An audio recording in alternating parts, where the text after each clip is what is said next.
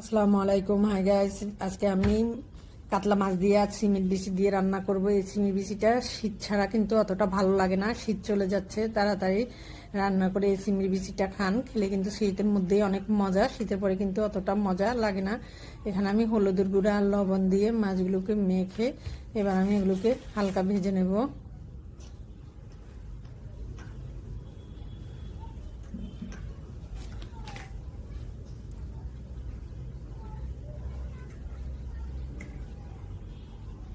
মাছের এক পাশটা ভাজা হয়ে গেলে আরেকটা পাশ উল্টিয়ে পাল্টিয়ে ভালো করে মাছগুলো ভেজে নেব।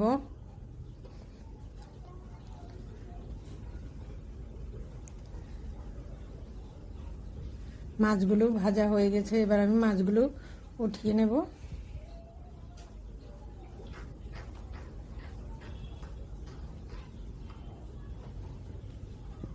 মাছের এই ভাজা তেলের মধ্যে আমি দিয়ে দিচ্ছি পেঁয়াজ আর কাঁচামরিচ আর পেঁয়াজটা দিয়ে এগুলোকে একটু ভেজে নেব। এগুলো ভাজার পরে এবার আমি দিয়ে দিচ্ছি লবণ, হলুদের গুঁড়া, লাল মরিচের গুঁড়া, আদা রসুন দিয়ে এবার এগুলোকে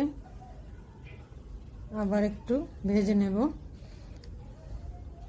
এগুলোকে একটু নাড়াচাড়া করে কয়েক মিনিট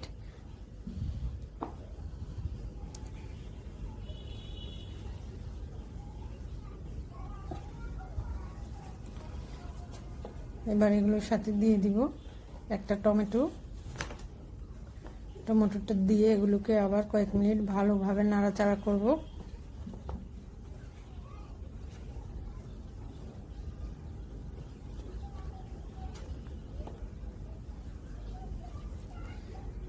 এবার আমি দিয়ে দিচ্ছি সিমের বিচিটা কিন্তু শীত ছাড়া খেতে অতটা ভালো লাগে না। শীতের মধ্যে সিমের বিচিটা কিন্তু অনেক মজার একটা খাবার। আর এর সিমের বিচিটা খেলে অনেকের কিন্তু গ্যাসের সমস্যা হয়। সিমের বিচিটা রান্না করার সময় একটু আদাটা বেশি দিলে কিন্তু আর এই সব পেটের সমস্যাটা হয় না। সিমের বিচিটা খেলে অনেকেরই পেটের সমস্যা হয়, একটু আদাটা বেশি দিবেন, তাহলে কিন্তু আর এই সমস্যাটা হবে না। তার সাথে দিয়ে দিচ্ছি দেখুন পানি। এগুলোকে আমি ভালোভাবে ভেজে তারপরে পানিটা দিয়ে দিয়েছি। পানিটা দিয়ে এবার উপর দিয়ে দিব মাছগুলো।